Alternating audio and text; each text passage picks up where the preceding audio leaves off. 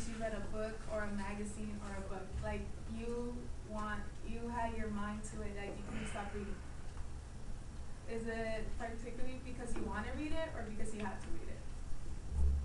Like college now, we have to read books, and we are encouraged to read, even though sometimes we don't want to.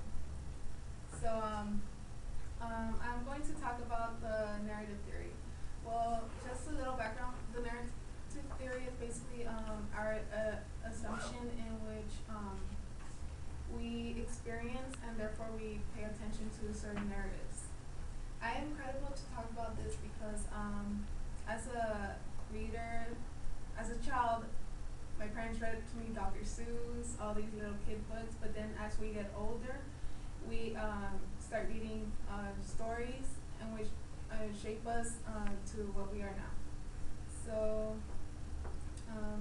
by learning more about the narrative theory, we will understand how the theory affects us in which we start to read, and then we could grasp our attention to it. So first I'll discuss what a narrative is, who developed the narrative theory, and then discuss what the narrative theory is. So first, well, what is a narrative theory? By discussing narrative theory, I will have to explain what a narrative is. So according to an education website conducted by Miami University, narrative retelling of a story, often in words, mimic a story or something that happened. And the narrative, not a story, but it is a retelling of a story.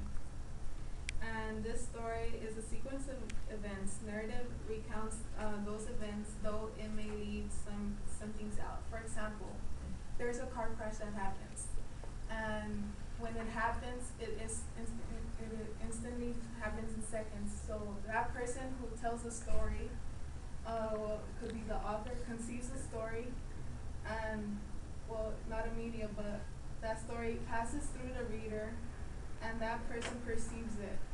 So it could have different outcomes to it. So have you ever had a friend who, like, once they saw something and you were a witness to it, they overreact the story completely? And even though you know this, you go along with it. But then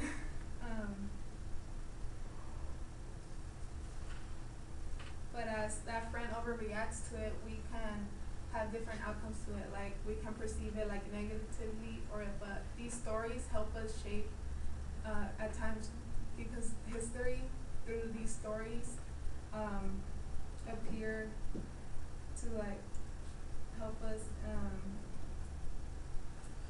in a greater range. So after discussing what a narrative is, I'll discuss who developed the theory. Well, Walter Fisher, born in 1931, developed this theory. As a rhetorical scholar, Fisher's explanations to his theory is that it shows that people have evaluated stories based if they relate to an audience's own personal values. So according to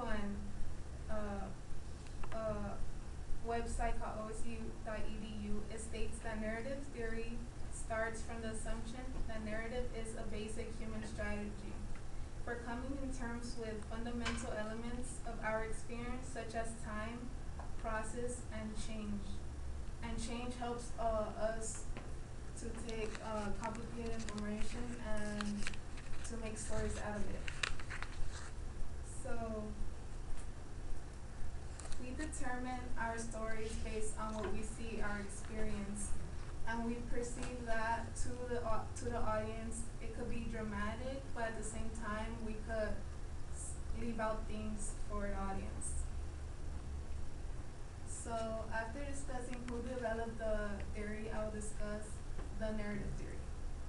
Well, narrative theory are stories people tell are evaluated based on if they relate to an audience's own personal values. So everyone are influenced through narratives. It could be comic books, magazines, but we perceive them differently, and because we grasp to,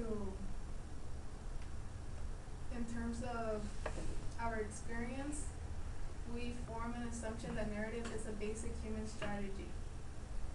So,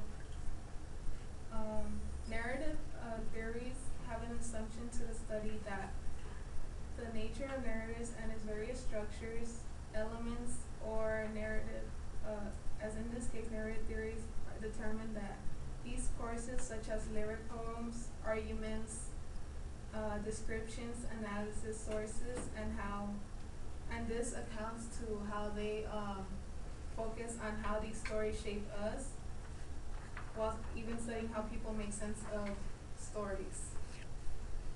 So, narratives are everywhere. We are influenced them through different types of ways, from comics, through magazines, books, etc. We experience, and therefore we relate to many different narratives because they catch our attention in a particular reason. It is important to understand that, okay, like this, we pile up all these stories, and we can either change them from time, or we can mimic them and make them a different story to someone else. So I just discussed what narrative theory is, then discuss who developed the theory, and finally what a narrative theory is. I leave you off today to tell you that whether you read, you create a logic of connection through narratives.